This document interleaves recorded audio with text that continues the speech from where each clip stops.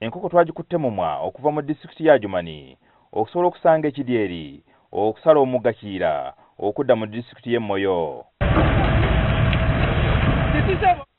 Wano kwekoleziya y'omutukuvu Mary Assumpta e Moyo, Dr. Besigye yeegasse kubakkiriza okukuza Ssekukkulu nga bw'anoonya obuwagizi mu kitundu kino.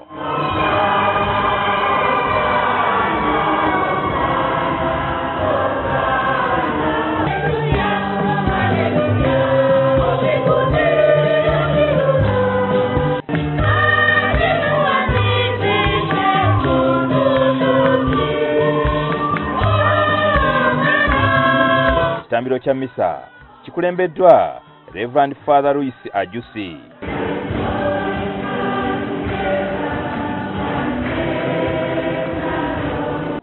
Dr. Besigye ng'akyanoonya obuwagizi obunamutuusa ku ntebe ya Pulezidenti, Misa ya Christmas agikwadde wano ku Ekereziya St. Mary's Assumpta e Moyo.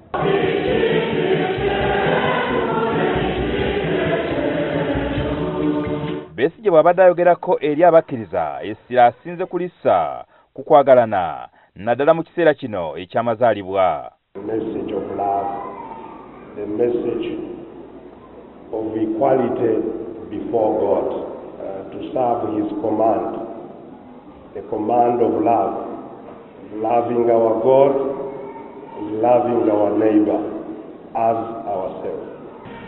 Besigye era atuuseko mu kkanisa y'Abakristaayo eya St. Paul. I consider this another home for me. So I'm not celebrating Christmas away from home. I am home. Lunaku lw'enkya, Besigye ali mu disitulikiti eno ey'e Moyo gy'anaavaayo olekera Yumbe ne Koboko.